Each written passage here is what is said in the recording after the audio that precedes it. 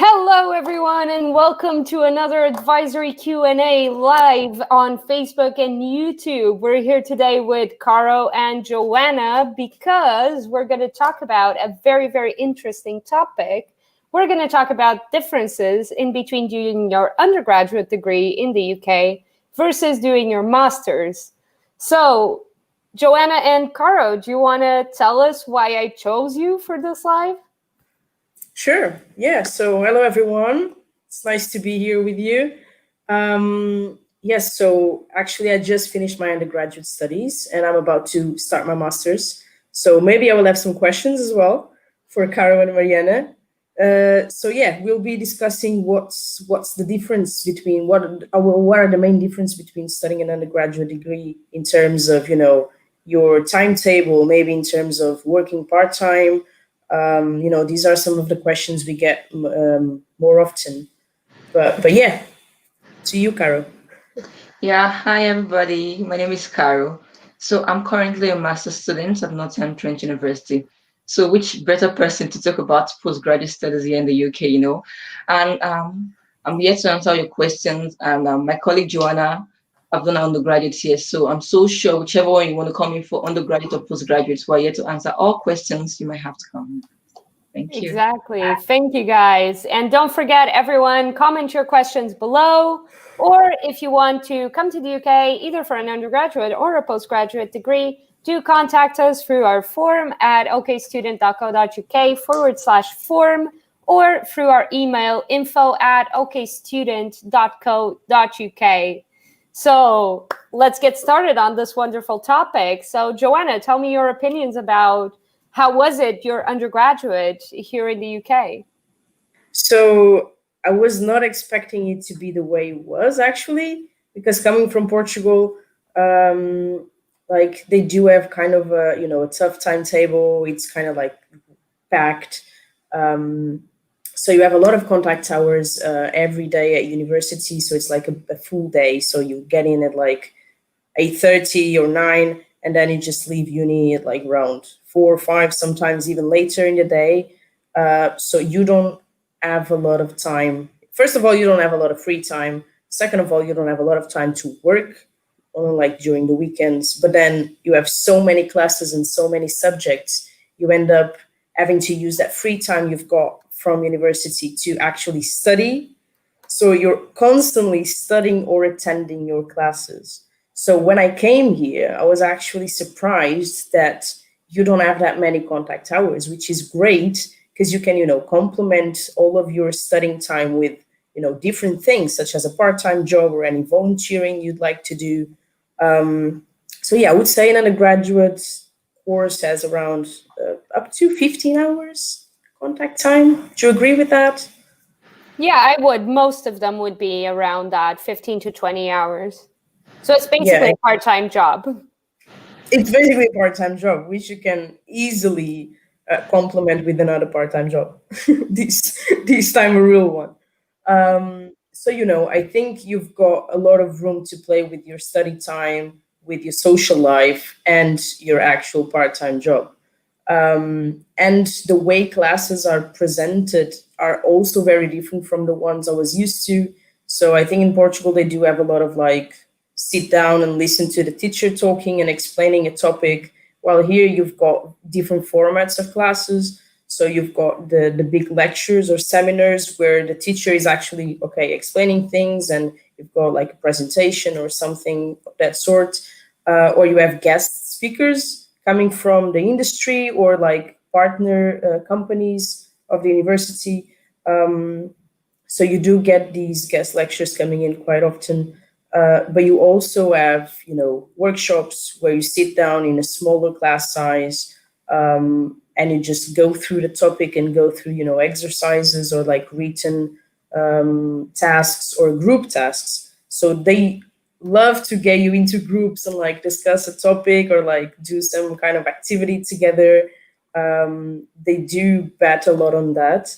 And you also have, in my case, because I was doing biology and forensic science, so we do have a lot of hours in the lab, which was amazing because that was my favorite part of just, doing experiments and actually doing it. because my experience from high school, coming from, you know, a public high school, you don't get a lot of, you know, funding for labs. So you always, or a lot of times you end up with having your teacher performing the experiments in front of you, so you don't have that experience yourself.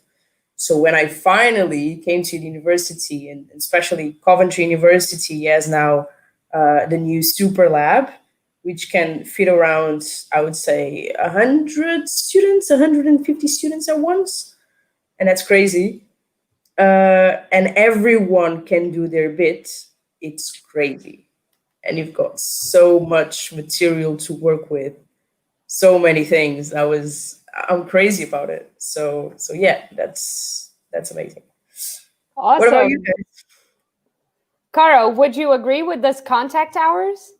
Oh yes, I think I'm going to. In fact, when she was saying it out, I was a bit surprised. Like, oh wow! In my head, I just felt undergraduate was going to be so choked off, you know, because I never knew you also had that much time. So that's good because it's almost same for postgraduates. You know, I remember coming in here, though one of the findings I had to make are like, I don't have the time to go to classes Mondays to Friday. I hope it's not going to be so. And I saw online that school time 3 times in a week. So I was ready, okay, 3 times in a week, I'm going to be in the university like 9 a.m. to 4 p.m. But I was a bit surprised when we started section. It was just twice a week for that 9 to 4. On a Wednesday, I think, in my university, we just have this leadership program for about 2 hours, and that is it. I'm like, oh wow, this is so this is so good. So you have so much time to yourself as a postgraduate student to get involved in so many other activities, part-time job, you want to belong to a club, whatever you want to do. So it's amazing. Like I was coming with 3 times a week and this is what they're giving to me. And I like the way the classes are being structured. It doesn't get boring. You're coming in this week, the lecturer is giving you some topic to go learn, you form a group, another time maybe seminar, you teach yourself. So it was also engaging. It's not something you predict, okay, yeah, this is a model, this is how the model is going to go all through. No, they always come up with something to make it really engaging, which was exceptional for me. And as a postgrad student, they already expect the student to be at a certain level, based on where you're coming from. So you're not being spoon fed. They're there to help you, but of course, you have to go do your own research. And I believe maybe that's why we have lots of time. It's not just time to go play around. You need that time to go do your own research to help you with your grades. But the contacts are wonderful. And I'm surprised to hear that undergraduates also have that much. Wow. So that's good. Yeah, because you didn't do your undergrads here, did you? No, I didn't. Yeah. Wow. Okay, so yeah, you had no idea I about have all the I different. totally have Yeah, no we're in idea. the same position basically. I have no idea how my master's gonna be, and you had no You know, idea. Oh, you're in. back home, I go to school 4 times in a week. For my undergrad, and it's exhausting. You're going in the morning, you're coming back at night. And you'll be like, where is this thing entering? I need space in here. So wow, that's a good one, I think. It's like, I think that's really relevant to say, like, I need the space to. It's also like, I feel like less contact hours. Hi Lokesh, hi Hi, everyone. Lokesh. Hi. By the way, I'm gonna take advantage of this and say, like, guys, don't forget, you can ask any questions you have below. If you want to talk about your application, if you want to talk about coming to the UK, then just send us an email to info@okstudent.co.uk or fill in our form at okstudent.co.uk/form. We're here today with Joana and Karo talking about the major differences in between an undergraduate degree in the UK and a postgraduate degree. What I was about to say is that I do think that it's really interesting to have less contact hours, mainly because of that mental space that you also need to kind of think about things and reflect on what you've learned and integrate it, right? Because if you are in university 4 or 5 days a week, from morning till afternoon, you're not going to have the time to integrate everything and to apply everything, right? Yeah, exactly. So if you have a lot of information coming in and you don't have time to make sense of it, it's like you're just wasting your time. You're just listening and listening. Some of it might stuck, but then the rest kind of like you kind of forget it. So you do need to sit down, think about what you just learned. And well, my technique and what I've been trying to do throughout my undergraduate was to, have the class, then sit down afterwards, in the library, or even at home, and just like summarize all the information that was presented to me in the class, and like have keep on top of my notes as well. So when it comes the time to revise for the exams, because I don't know if it's the same in the masters, but like, so how it works is basically, at least in my course, is that you have these classes, then maybe half term you've got like a coursework or two for each subject, and then at the end of the term then you sit your exam for some of the subjects. Some of them don't even have exams, and when you sit your exam you have like 3 weeks to a month. It's like the Christmas break to revise everything, so all of your term to then have 2 or 3 exams in like a week or two. So you do need to have your notes ready so you can just like revise everything before your exam, because if you're gonna be learning everything in that month, that's not gonna work. So that's one of my biggest tips, is keep on top of your notes. Even if you're starting year one, like obviously trying to enjoy as much as possible your first year, because like that's, for me, obviously was the easiest one. But do get into the habits of studying as well, and don't get, carried away with all the partying and all the social life and work. I think sometimes students get a bit carried away with work because it's the first time they're working, and they get a bit, out of focus with their studies. But do keep in mind you're coming to the UK, or you're going to university to study. So keep that focus on your mind, and then everything you do on the side is on the side. So don't forget that. Yeah, I'm going to jump in on what you just said. That's very essential, because the way it's been arranged, if you're not careful, you can easily get carried away. Okay, it just at the top of your head, I come to school twice or three times in a week, or I have time for every other thing, And for the postgrad, when you go to Exactly. when you're in the theater hall, the lecturers make it so relaxed and be like, oh, is this it? Is this it? And you're just nodding like, oh, this is it. Oh my, there's gonna be an exam, and then they expect you, they always let you know, you're a postgraduate student, you should go make researches. That's why you have the library. If we're telling you this, you should be able to go deeper. Then come back with your questions. They're not just leaving you on your own. No, you can always come back with your questions based on those research you've made. So yes, while we still have lots of time, personal time, you have to be very careful on how you walk around the personal time, not just work, party, clubbing, and all that. No, there should be enough time frame to make your own research and come back with feedback for the lecturers. It really helps. Like in Nottingham Trent University, where I school, after each course, we write the exam. I learned some other schools, they have exam time for all the courses at once. No, it wasn't so there. So let's say if a course is for a month, at the end of the month, you come for the exam before you start the next module. So that's made it easy and really nice for us students, So it wasn't so tight, like I have to jump from this one to the other. No. At this time, we are just concentrating on this particular module. After the exam, you now go to the next. And at times you have word limit, word count, and all this. You need to show, very important. I'm sure it's also same for undergraduates. They don't joke with references, whatever you're setting, you need to provide all your Oh, material. I battled with that when I got here. My first paper, like I said, at least 30 references. And I'm like, oh my goodness, where am I going to get this from? That was quite a struggle, but thank God I was able to scale through. And yes, so if you don't, that's sorry. yeah, No, keep going. that's fine.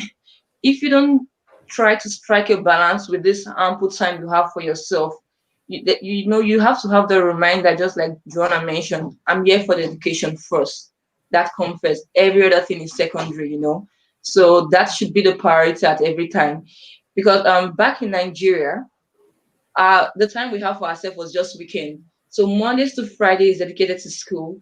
And the weekend when you're trying to, okay, let me catch back on what I've learned, looking for space, you're already stressed or you're tired, but we still look for ways to strike balance.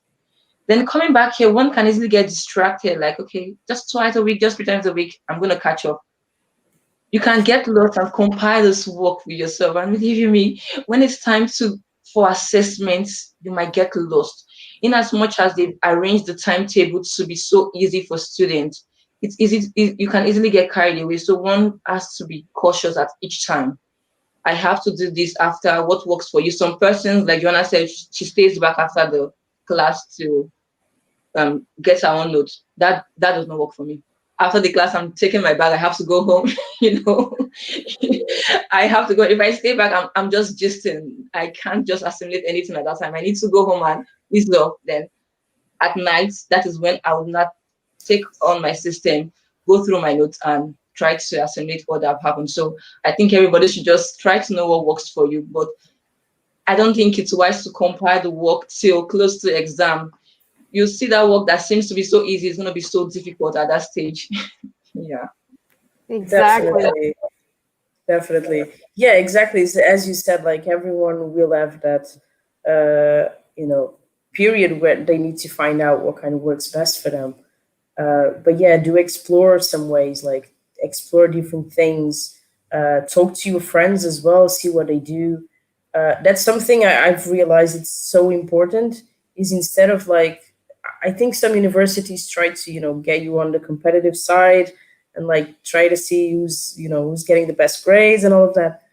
Try to work in a team with your colleagues and your friends in your course, because that's going to get you even further. Like they might have some perspectives and some ideas that you haven't had before. So talk to them about your courseworks, talk to them about the ways that you're studying, the ways you're approaching things. I think it's really important to take advantage of the people who are around you, and helping them and receiving that help. It's really good. Obviously, be careful about plagiarism. I think Oh, it was yes. something that I've learned, well, not from myself, obviously, but they're always constantly advising you, like, be careful. So plagiarism is basically, so I think universities, they have a system where they cross-check all pieces of work that you submit, and they can see if you've, copied from the internet, or if you've copied from any of the colleagues, anything like that. So be aware when you share your work or when you see someone else's work, not to use their words or copy just from the internet, because that will get you in trouble. So stay away from that, definitely. I don't know. Have you had any experiences with that, or? Well, I've never had any personal experience with plagiarism, but of course, we hear that all the time. Like they don't joke with that. So the university have the system where before you submit your assignment, you have to turn it in, and that shows you the percentage of plagiarism. If it gets to certain percentage, oh my, you're in trouble. So you have to get that fixed up, else they're calling you for a panel to explain that. So I was very careful with that. And I think especially for international students, if you've never studied in the UK, you really, really, really have to take note of that, because they don't joke with that. That is not funny at all. Yeah. So you want to always put that at the back of your mind. And I think I don't know if it's same for undergraduates. For postgrad, they always encourage group work, and that helps a lot. For each module, we have groups. In the class, you're divided into groups where you pick a leader, you all decide on your work to do, and at the end, you come out to the class to present, and you get honest feedback from your mates in the class. So that is, I always look forward to that, because when you get the feedback, you tend to know where as a group where your weaknesses have been coming from, to help you prepare better for the main examination. I think that was a really great one, and it helps us work independently, and as a team, of course. Is while it's building teamwork, it's also helping you as a person, on how to work with people from diverse culture. So that was really, really, really helpful to me. Like I remember the first course I did, we were in a group, and I was the only person from Africa in the group. Like, oh my goodness. In my head, they didn't make me feel that way, but like, oh, how do I work with these people? But at the end of the day, we all wanted to be the best. So at that time, what we're just saying is, this is what has been given to us. What do you have to bring to the table? How do we want to come out to be outstanding. And mind you, that there was no we're not going to be graded based on that. The lecturer just wanted to see what how far we can go with making research. But we took it so serious and it was so engaging in the class, any feedback from people, no, hey, I felt the way you spoke was good, but you should have added this. And you now go back home to reflect on that. The next time we were to perform to make a presentation, though with separate groups, each individual have already taken something from that feedback and you work on it. Even the lecturer will let you know, oh wow, compared to the first time you presented, this is way better. So you get to learn so many things aside from the course you're just coming for. You get to learn so many skills that can help you. I think most of the universities here, they are employability focused. So they are not just giving you this book, they give you what will help you as a person in whichever industry you find yourself. So which is also very important. Exactly. You're just talking about oral presentations. Do you have any tips for students who are coming from other countries who are not so comfortable with speaking? Do you have any tips for them? Because I didn't have a lot. Oh my goodness, I do. At first you feel like, oh my God, am I the one? Am I doing this wrongly? Oh my, please, that feeling is going around everybody.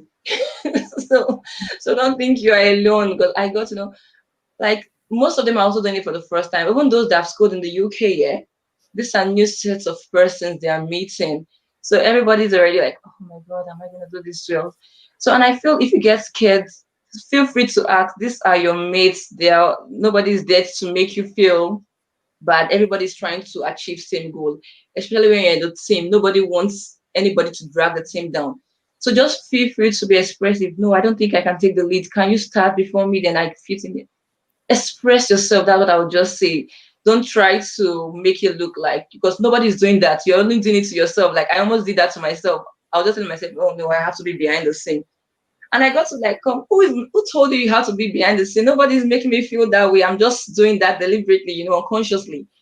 So feel free to ask questions, feel free to express yourself.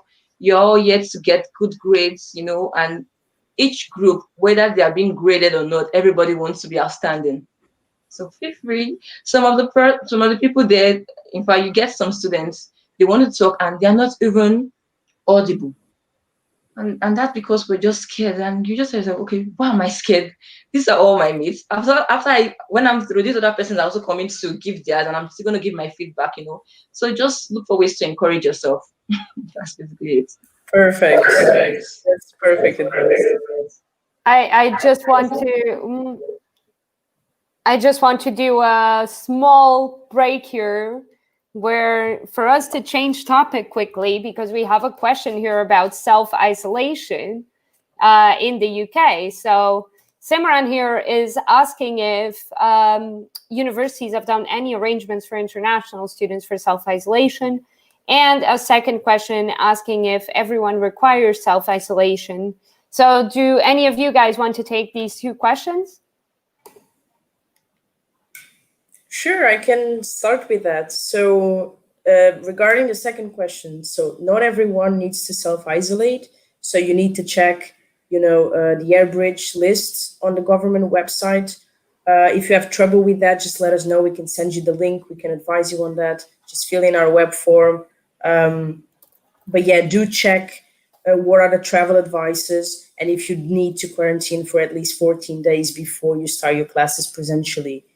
And regarding the second one, do you want to take it, Karo? Okay, yeah. If universities have arrangement for yes, to the best of our knowledge, most universities already have arrangement for international students. So that's why we're encouraging students to resume on time, so that they can take advantage of this accommodation. They've prepared accommodation down for students. And the good news is some universities will also feed the students. So you just come there for the first 14 days, you're being isolated with other students before you is into the university fully. Exactly. And if you require self-isolation, it does depend on your country. So yeah. All right, fantastic. Thank you, Simran, for your question. I think we might be able to paste the link to our blog post with the complete travel advice that we've written. So we'll paste it on the comments in a little bit. So keep your heads up for that. And to go back to our original topic, and hi to everyone who's watching us again. Hi, Weird Gamer, who's just posted a comment. Thank you everyone for watching us. If you have any questions, do comment below. And we have a question here from our original topic from Stefan, asking which change was easier, high school to undergrad or undergrad to postgrad?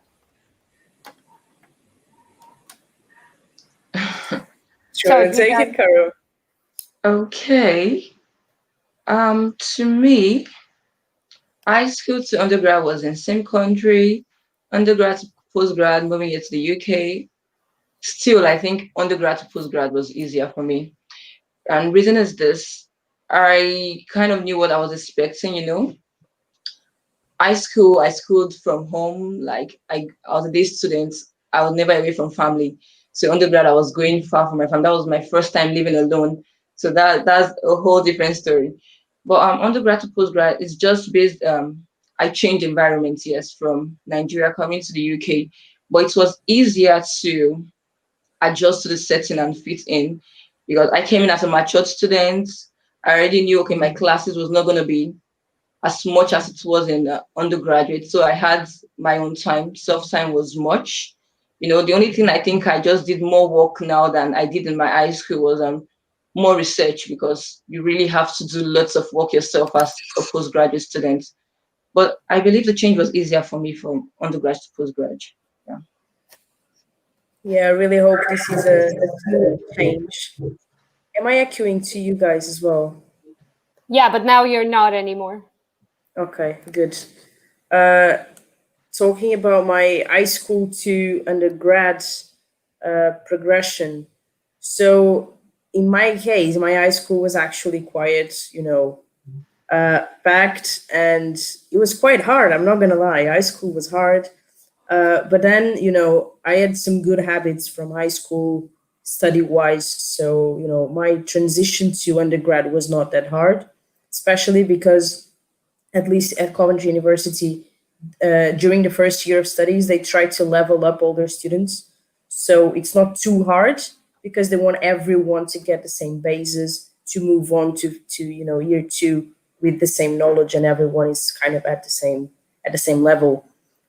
So if I would be to compare my first year to high school, yeah, it was kind of the same kind of level. So I was actually happy about that.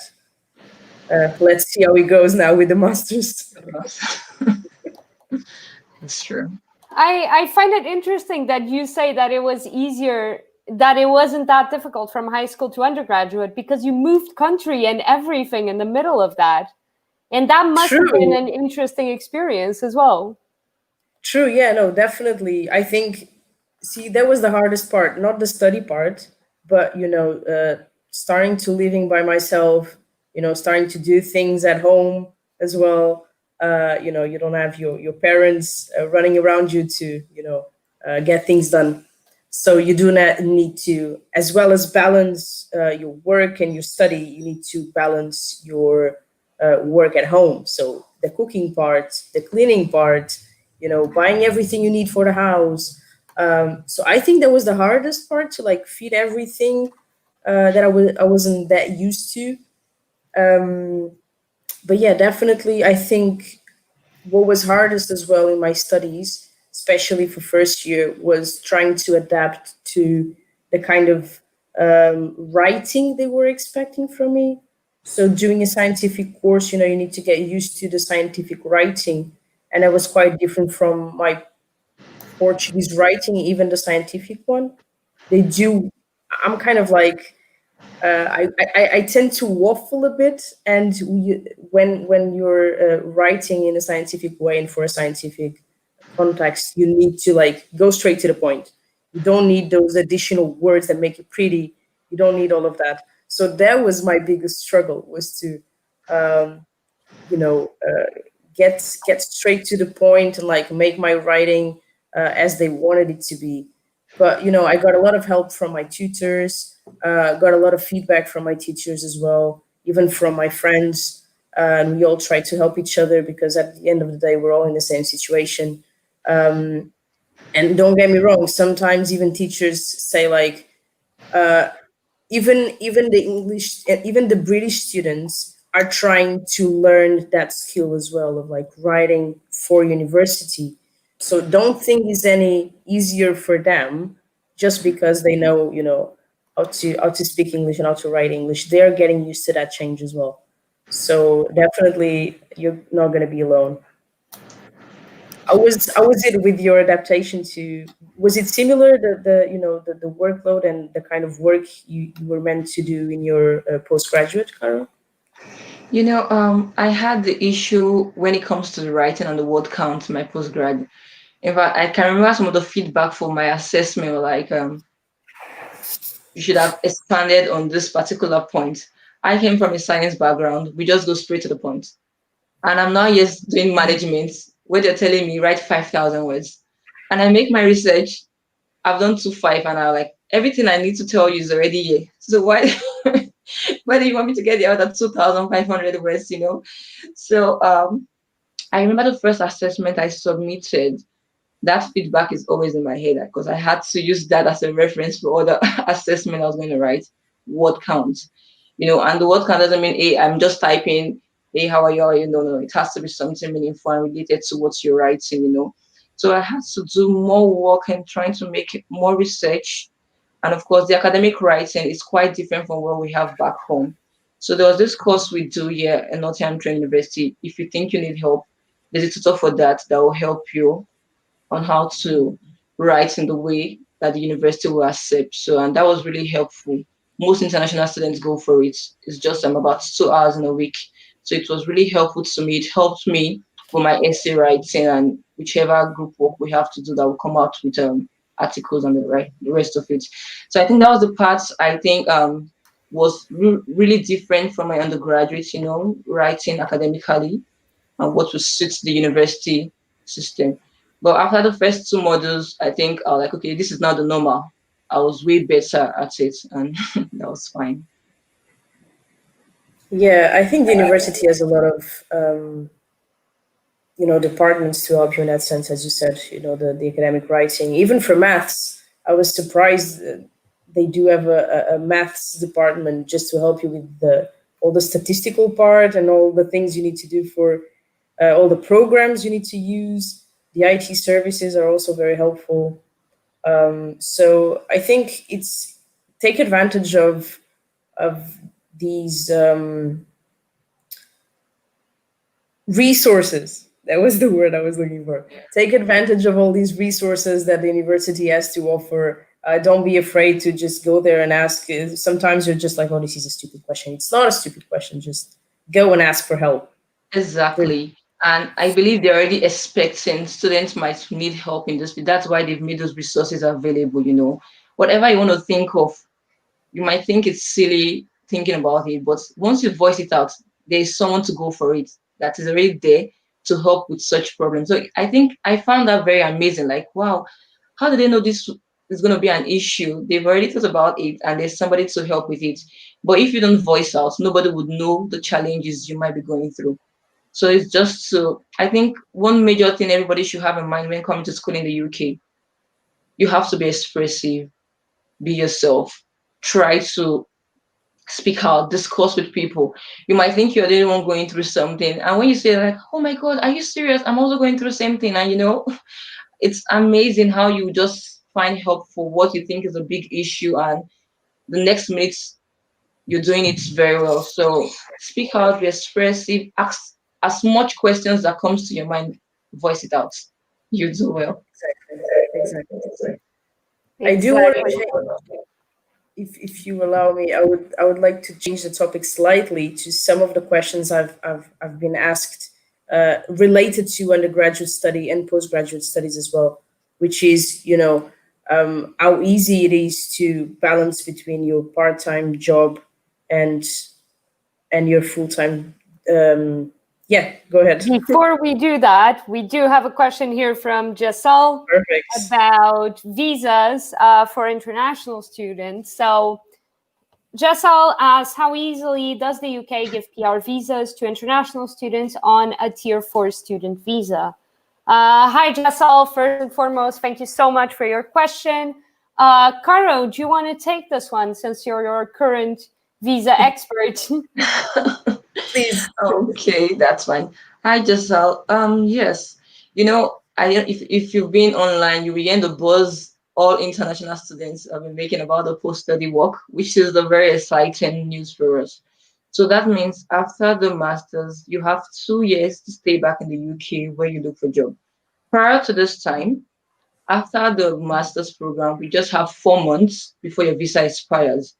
And looking at that time frame, it is not so easy to get a good job that could probably sponsor you to apply for a tier 2 visa, which is the work visa. So that it's just maybe a very few percentage of students that get lucky to happen to get something in that time frame. But with this 2 years, this is ample time because I believe that's why they introduced this back. This gives you ample time to scout around, get good jobs. Of course, once you get a job that can sponsor you, definitely you're going to get your tier 2 visa, and that is a step in you getting your PR visa in the UK. And we believe that's what they also have in mind by reintroducing the post-study visa. So that is why all international students will be smiling. Why some other sets of students might not be so happy for something else, I don't know. But we've been so glad because this is coming back and this is to our favor. 2 years in the country, you're not running around, oh, I have to go to school in the morning. No, they are telling you go and work for this in this time frame. And when you get this job, mind you, it has to be a job that can. It's not all organization that can sponsor a student for a tier 2 visa. But if the organization you happen to get the job can't sponsor you, definitely you'll be good. You're good to go. So I think with the 2 years post-study visa, it's going to be way easier, unlike the 4 months time frame student had previously. Exactly. So it's a matter of going step by step, right? So you get the tier 4 student visa, then you get this awesome opportunity with the post-work study visa. Then you go on to a tier 2 when you get a work that will when you get a job that will sponsor you, and from there you can get your permanent residency. Definitely, yes. It's such a good opportunity to have this graduate route visa, to have this post-study work visa. And right now, I definitely think this is the best option for all international students looking to gain permanent residence in the UK. Yeah, it is. It's amazing, It's really amazing. Exactly. And it's definitely a great reason to apply as well. Hi, Weird Gamer. Thank you so much for watching us. Thank you, Jessel, for your question as well. And as I was going to say, it's a fantastic opportunity to apply with the post-study work visa. So if you want to come study for a postgraduate or an undergraduate in the UK, definitely contact us at okstudent.co.uk/form or at info@okstudent.co.uk, so you can get visa expert Karo dealing with your process so you can get your post-study work visa in the UK. And Joana, I mean, from all we know, we're going to need a post-study work visa as well. Exactly. Tell me about it. Like, what a nightmare. This is definitely, I would advise everyone that can come to the UK before December the 31st, please do. Even if you're not ready to start studying, just come and work for a bit. You can get your pre-settlement status, and then you can guarantee your EU rights within the UK. So please think about what you want to do in the future and definitely take advantage of this scheme, because after the 31st of December, I literally downloaded the app today just so I could have like my pre-settled status done. Yeah, you can get it done through the app. You don't even need to, send your documents. In some cases, you do need to send your documents. If you don't have a phone that does near-field communication. So if you don't have a phone that does NFC, you're going to have to send in your documents. But yeah, as we've just commented on both Facebook and YouTube, we have a whole blog post on Medium about the EU settlement scheme, what it means for EU students, and how you can apply for it. Yes, and we're just not even talking about rights to live in the UK. It's rights to work in the UK. It's rights to study in the UK with the cancelling of the student finance. So we've recently saw an announcement that says that you can apply for the student finance if you've got your pre-settlement or settlement status. So Even if you don't want to start studying this year, as I said, you can come, start working, start living here, so you can apply for your pre-settlement status, and then you can ask for student finance in the future. So definitely take this opportunity um, to come to the UK, which is great. I've been loving this experience. It's great. So, Joanna, you were going to talk about some of the things, some of the questions that students have about taking a postgrad in the UK. So, shall we go back to that? Yeah, it's basically, I've been asked a lot about, working while you're studying. So, for example, students that have been working throughout their undergrad and now they're doing a postgrad, and they come to me and say, "Look, I really want to continue working. Can I still do it while I'm studying a postgraduate degree, or do I need to study part time in order to, work part time?" What do you think about this, Karo? Yeah, for the postgraduate, like close to what you said you've been asked, I've got some student that always asks, okay, I want to come to the UK for a program. Am I allowed to come with my family? Am I allowed to work? How does it work? So I always get back to them, if you're coming from, if you're an international student for an undergraduate, you can't come with your family, unfortunately. You have to be studying from pre-master's level and above. That means it should be level 7 and above to come in with dependents. So when we get that ask that question, is that you go for a pre-master's or a postgraduate, you want to come with your dependent. So about the work, irrespective of undergraduate or postgraduate, you still have the 20 hours per week in your visa during school time. Then during the holidays, you can work as much as you want to. And you also get this question, okay, can I sustain myself with what I'm going to be getting from this part-time job, switching from part-time to why the UK government have said 20 hours a week during, and of course, there's a minimum wage you'll be earning during this period. It now depends on the individual. Some persons are very good with their time management. Remember, the priority is the school. You have to do well in school. You don't want to mess around with that. So that aside, there's some persons that you see them just sitting in school and they juggle within jobs. I don't know how they do that. I was not that type of student though, but I don't know how they do that. And they do so well. You see them weekends, they tend to work longer. And of course, during the holiday, like this period with the whole lockdown, you know, the 20 hours per week cap was removed from students' visas. So they've been working a lot, like full-time job, and that is making so much money for yourself, especially when you're supporting yourself here, with little or no help back home from your family. So they've been able to take advantage of it. You had to work so much, make more money, because most schools had to switch to online learning before the holiday. So yes, it works. You can work to take care of your maintenance, your bills, your rent, your feeding. Definitely, I'm 100% sure. I don't know how extravagant a student would want to be that you can't work to take care of those needs. You have to be really extravagant if you can't do that. If what you're earning cannot suffice to cover those needs, then you have to revisit your budgets. I'm sure there's a problem somewhere. Then when it comes to the terms of trying to balance your fees with your work, I'm not going to lie to you, it's going to be a bit of a struggle, because for international students, each school have a payment plan they expect you to meet up with. So you can't tell the school, okay, I'm earning this per week and I want to pay this to you. No, it doesn't work that way. You're going to put yourself in a very uncomfortable situation that you would not like. So I also advise, before you get there, you should make those plans.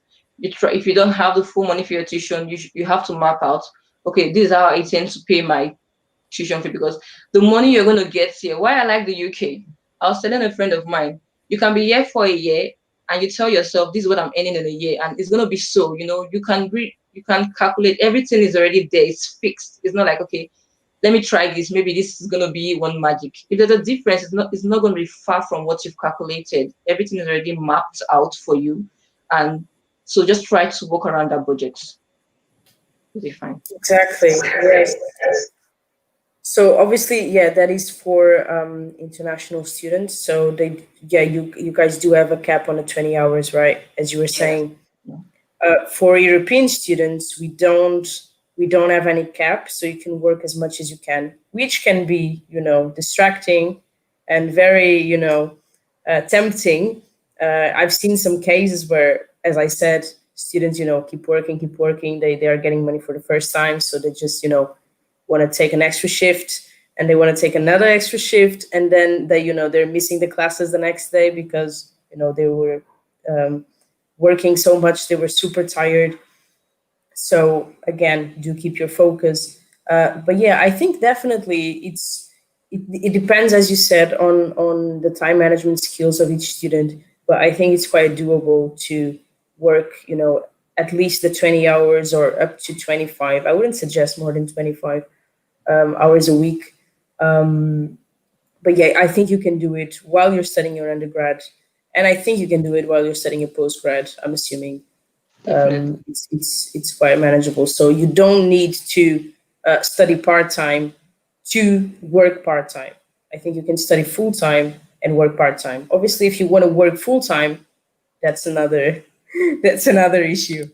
Then you have to think about your priorities and see what's more important to you. If it's the full time job you've got, or the studies you're going to start. So then you have to pick one to do full time and another one part time. But yeah.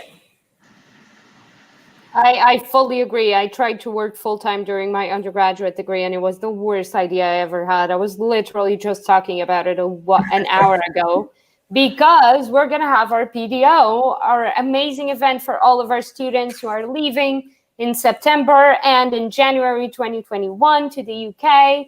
So it's a preparation event for all of our students, and we're going to be talking about so many things in regards to life in the UK, like how to find a house, how to find a job, how to go and get a GP, a general practitioner, how to get enrolled with the NHS, all of these sorts of things. And we're going to be giving you a lot of motivational speeches and telling a lot of personal stories. So if you guys want to know more about us working and doing our undergraduate degrees and the tips and tricks we have for you, do sign up, apply with us, and then you'll be able to join our event on the 5th of September and come for this amazing preparation. All of these students are going to be able to meet other students that are with us on this process as well. So it's going to be a great community building event. I'm really excited, guys. Honestly, I'm so excited about this event. Me too. Like, I've been dreaming about this because we've been through our own PDO. So it's like we're now giving it to students. It's amazing. It's an amazing experience. And it's, again, guys, it's really great for you to meet new people, make some friends that are going to the same university as you. Are we having some representatives from the universities? See, so you're starting to, make some connections with people that work for university that can help you in the future. So definitely join, ask your questions, and take notes so you know what to do when you come to the UK. Exactly. And we have a question here from Trish for our visa expert Karo, asking if the PSW is only for postgraduate students. Oh, nice question, Trish. No, it's not, for both undergraduate and postgraduate students. So provided you're a year on a tier 4 visa, you are entitled to have a PSW if you want to. So it's not just limited to the postgraduate student, not at all. Because we also have international students that are doing their undergraduate here. So of course, if they don't want to proceed to do their masters immediately, they can always be on the PSW visa. Perfect. And how is the application for the PSW? Is it difficult? Like, what do students have to do? Yes, we're still keeping our fingers crossed because that information have not been put out yet. So we don't know. The only thing we know is that they are definitely going to pay the visa fee and the health insurance fee. That's what is stated on the UK VI website. But any other information on what documentation you might need or how it's going to go, nobody knows yet. But I believe with time, that information will be put out soon. Yeah, and we will definitely share it for sure. Yes, definitely. We'll write an article as soon as we have more information. Exactly. I would like to ask Karo, so what kind of help do we give to international students when it comes to visas? So what can we give them and what do they need to do on their own, basically? Okay, yeah. We always do our best to give visa advice to international students, and that is very key, because Apart from the documentation they would need to present for the visa, which will also guide you through to make sure everything is intact. The financial part is very important. You see, most students make mistake. I've gotten to know from past experience, most refusals comes from this bank statement. They are not aware that they have to put certain amounts in the bank statement before they can get their visa. And the exchange rate for it is also very key, especially when you're coming from a country where maybe the exchange rate keeps fluctuating. So there's a website where the Home Office used to check that the exchange rate is enough. And I think that's Rwanda Converter. So we always let the students know this is what they're using. Make sure this money is intact, the living expense plus whatever the balance of the tuition fee is. Then, of course, there's going to be a credibility interview. So we also do mock interview with the students. Yeah, you get to meet with you, and of course, Mariana will be there if you want her to interview you. It helps boost the confidence of the student because this is what is still going to happen on the day you're going to submit your application. So you've done like a mock of it before, and so you get to know the kind of questions, and it gives you time to tailor your questions well. So it's a general guide for students for all that it entails in the visa to make them feel more confident and relaxed, which is key. Because aside looking at the document, the finances, even the tuberculosis test they need to do, international students do that too. And some students think they can go to any hospital to do that. No, the UK, they have hospitals in each country, organization where they approve this tuberculosis test to be carried out. If you go elsewhere, it's going to be a refusal. So we are yet to do all that check for the students. Perfect. Exactly. Basically, make sure they've got all the information so they can get their visa without no problem. That's perfect. That's awesome. Guys, this was great. Do we have any last questions? Joanna, do you have any questions for Karo? Karo, do you have any questions for Joanna? Anyone who's watching us, do you guys have any questions? Joanna, I think I have a question for you. Was there lots of group work in your undergraduate, especially in the first year? I would like to know that. Yes. So in one of my subjects, I had a group project from the first year. So I think that's something they like to integrate, all along your degree, because I think team working, it's really important for them, for you to show that you can work in teams. That's also a skill you do need to develop before you start working and start your professional career. So yeah, it was tough at first because they chose the groups for us, and I wasn't friends yet with that group, so I was kind of like inside my shell, kind of like shy. I didn't want to give my ideas, but then like they were super nice. We ended up collaborating quite well, and we were using a new software as well. We had to like make a voiceover and do like a whole video thing. So it's just breathe, talk to them. Communication is definitely key, and trust yourself. Like trust yourself, I think is the most important tip that I can give you. And Caro said that quite well. Do not put yourself in question, because no one will. If you trust yourself and you look confident, yeah, people will listen to you. So yeah, I think that was the one of the toughest parts. But then I quite enjoyed, for example, in my last year now, I quite enjoyed doing some group projects. I worked quite well with my group, and we had so many different tasks as well. It's something that you just need to get used to, and then you get as soon as you get into it, it's amazing. That's perfect. I do have one last question. So, are our students still in time to apply for September or for January? Okay, I always talk about the international student because I don't really know how the European student work. For international student, this is already August ending, September is next month. Because of what you need to get the visa, it's really not visible because you have to get the offer letter first. The bank statement that has to be matured, and that takes 28 days. So it's already the start of some time. But of course, general application is already ongoing. and this is the time to put it in, because I believe there's going to be lots of applications for January, because most students are deferring to January because of the whole COVID-19, and some students that plan to come in September, probably because of some documentation from their schools, will want to apply in January.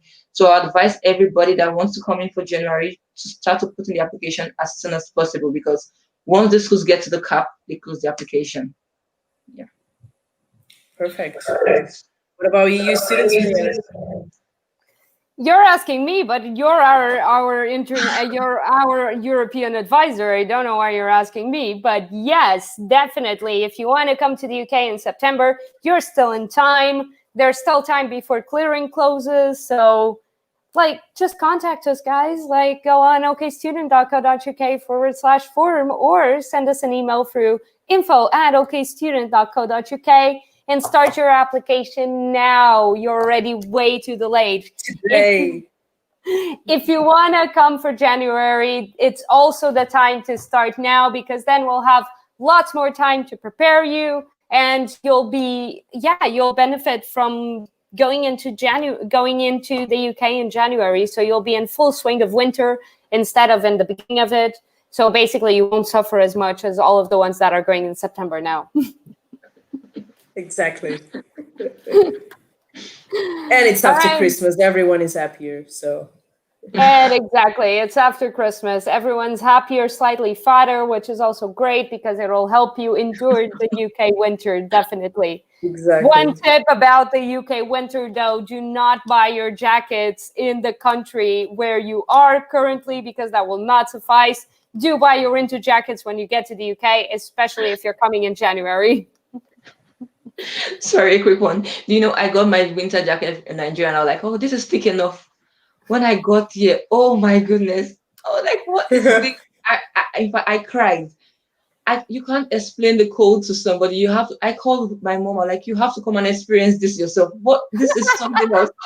The jacket was just like a t-shirt. Like, if you wear that jacket back home, you're going to sweat. I came here and it wasn't doing anything. You know.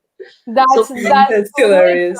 Yep, that's literally what happened to me, because when I went to Berlin, because 2 years ago I spent 6 months in Berlin, and I think the cold in Berlin is even worse than in the UK, because I got there and it was there were days that it was -10, and I couldn't even take pictures because the shutter of my camera would freeze under my finger.